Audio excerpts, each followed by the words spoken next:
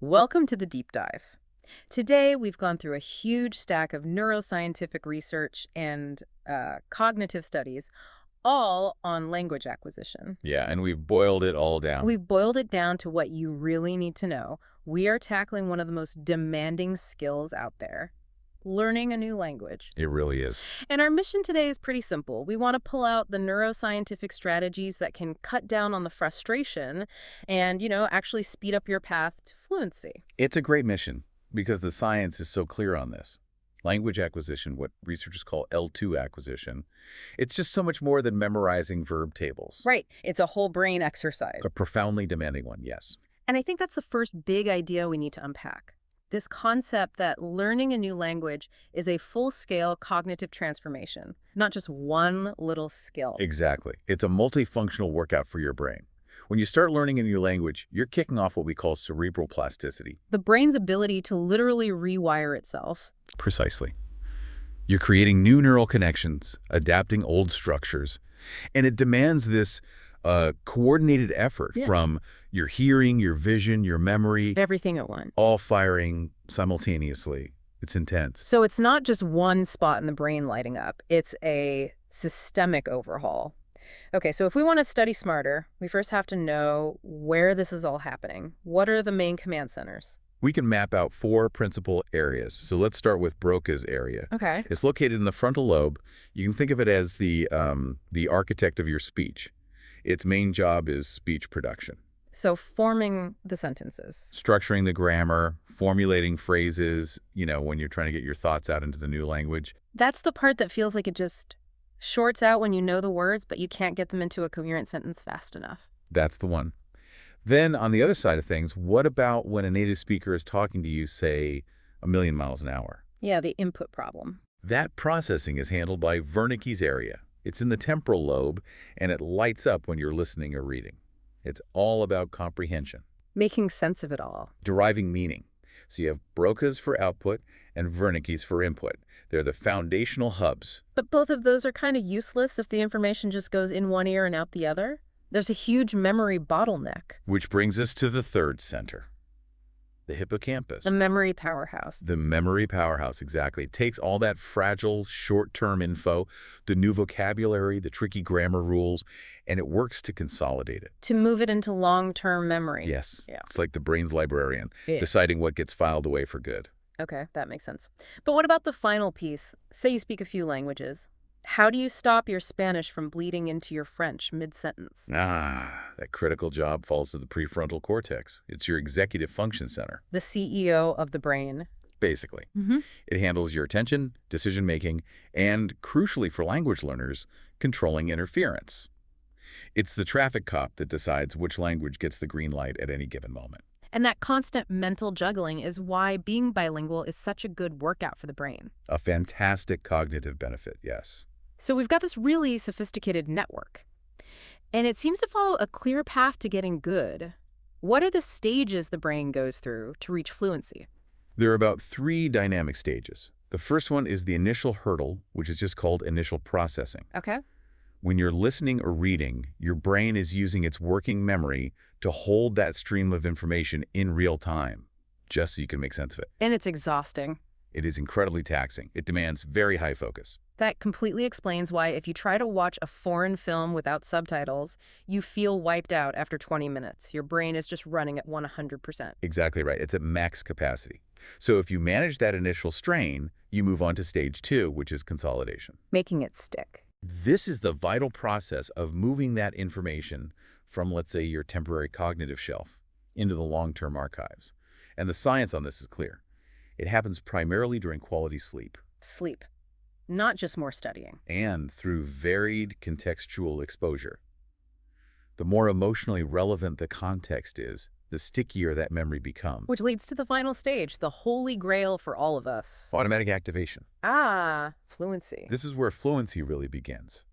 The brain starts to automate linguistic patterns. Mm-hmm. You can respond faster, build complex ideas with much less conscious effort. You're not translating in your head anymore. You're genuinely starting to think in the new language. And to get there, you need a ton of active practice and spaced repetition to really strengthen those synaptic connections. Okay, so we've got the map and the process. Now let's pivot. Let's go from how the brain works to how we should be studying. Yeah. What are the big science-backed strategies we can use right now? Right. This is the practical application part. We need to optimize our study time by basically respecting how the brain is wired. Let's start with strategy one then.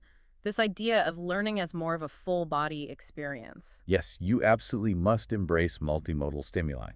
The brain just processes and stores information more reliably when you get multiple senses involved. So don't just stare at a vocabulary list. Please don't. Yeah. You need visual and auditory input, like from videos or music. You need to engage your motor systems by writing things out by hand, By hand, not typing. not typing. The physical act is important. And even better is linking the content to an interactive task. Learn cooking vocabulary while you are actually cooking from a recipe in that language. That combination just locks it in. It does. And that leads perfectly into strategy two, context and emotion. So many of us trying to just brute force it with flashcards, but that doesn't really light up the hippocampus. No, it's activated by relevance. Yeah. Words that you learn in a real context are so much more likely to be stored long term. So instead of a random list of verbs, Think about learning the vocabulary for booking a flight while you're actually planning your next trip. Simulate the real thing. And, what's more, try to associate the language with positive experiences. The emotional tag helps the hippocampus prioritize that information. okay, so this brings us to strategy three, and this is probably the toughest one for a lot of dedicated learners to swallow. Strategic rest. It's so counterintuitive for people, this idea that grinding for 4 hours straight is the best way to learn. And the science says? No. Neurobiology says that is a terrible idea.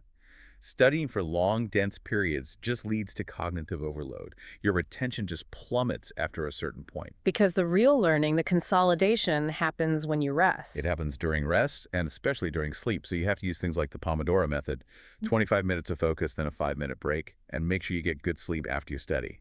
That's when the hippocampus is doing its heavy lifting. And finally, strategy four, which deals with the fact that we all forget things. We need spaced repetition and feedback. Right, the forgetting curve is real. Reviewing content at systematically increasing intervals is simply the most effective way to strengthen those neural pathways. You're forcing your brain to recall it just as it's about to fade. Exactly. And the learning environment has to include quick, personalized feedback, quizzes, games, real-time correction. The brain just responds incredibly well to these small challenges. The sources also mention this is used in high-stakes corporate training. They use short 30 to 50-minute sessions, and they really focus on something called emotional safety. That is paramount. For adult learners especially, the fear of making mistakes is huge. It triggers stress responses that literally inhibit the prefrontal cortex and block your ability to learn. If you're anxious, you're not learning. We're not learning efficiently, no. You need an environment where mistakes are just seen as part of the process. That's all fantastic advice. Let's shift gears a bit, though, to the parts we can't control as much. Our own individual cognitive capacity. Because even with the best strategies, the research shows that success is really influenced by our differences in working memory. That's right. Working memory capacity, which is, your mental workspace for holding and manipulating information, it's a huge predictor of success. And the research shows this relationship is hybrid. Hybrid. What do you mean by that? It's not just one type of memory that matters. Hmm. So studies used a test called OSASPAN, which measures general working memory, kind of like your ability to multitask mentally. Okay. That general capacity correlated pretty well with things like reading comprehension and syntax, So if you're good at juggling information generally, you have good base. a very solid foundation. Mm-hmm. But then they also looked at specific WM, verbal working memory, using tests like a speaking span. And that correlated even more strongly with complex real-time tasks, Like actually speak. like producing grammatically correct fluent speech on the fly. So what does this mean for us? If working memory is such a predictor, are some of us just stuck with a lower ceiling for learning? Well, that's the million-dollar question. There is an innate capacity, but the practical takeaway is that people with broader working memory are observed to produce speech that is faster, with fewer pauses, and it's more complex. That we can train it. You can effectively train that specific muscle by focusing on tasks that challenge you to manipulate the language in real time. Role-playing, rapid comprehension, that kind of thing. Okay, let's drill down on a really common problem. Phonology, the sounds of the language. I know what I want to say, but I just can't make my mouth produce the right sound. This was captured perfectly in a study on Brazilian Portuguese speakers who were learning Spanish. Two very similar languages. Very similar, which is what makes it so interesting. The study focused on what's called phonological consciousness, your ability to consciously think about the sounds of speech. And what did they find? The difference between just knowing it and being aware of it. It was startling. When they asked the subjects to just identify if a whole sentence was Spanish or Portuguese, they were almost perfect, up to 96% accuracy. So their implicit brain knew the language instantly. Knew the music of it, yes. But then they were asked to do an explicit task.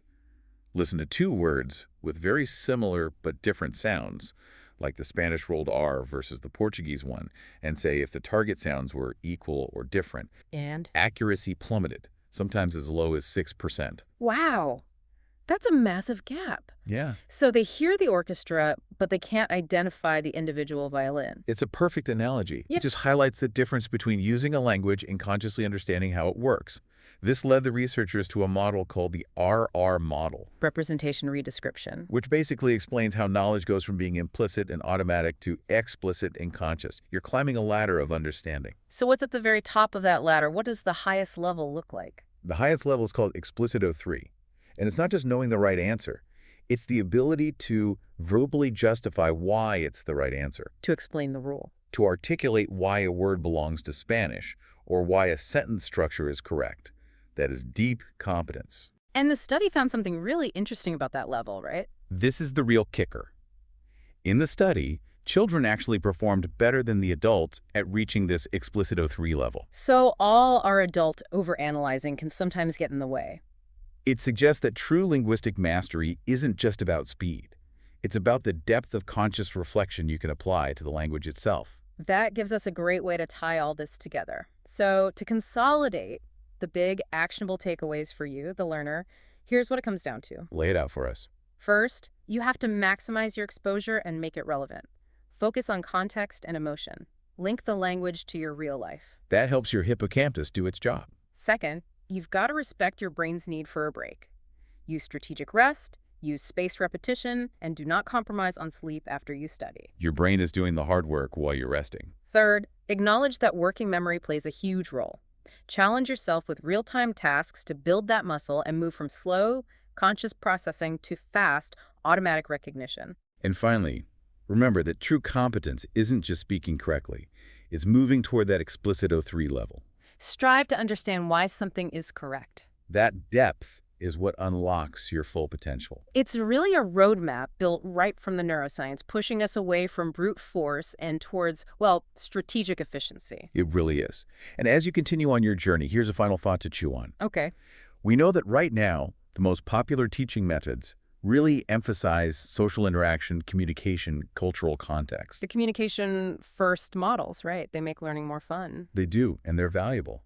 But here's the question. If a learning environment is too focused only on communication and social purpose, what critical cognitive components might get left behind? Things like that explicit analysis of sounds. Or the fine points of grammar, or reaching that explicito 3 level of conscious reflection. This tension between just communicating versus deeply understanding, that's something every learner has to manage for themselves.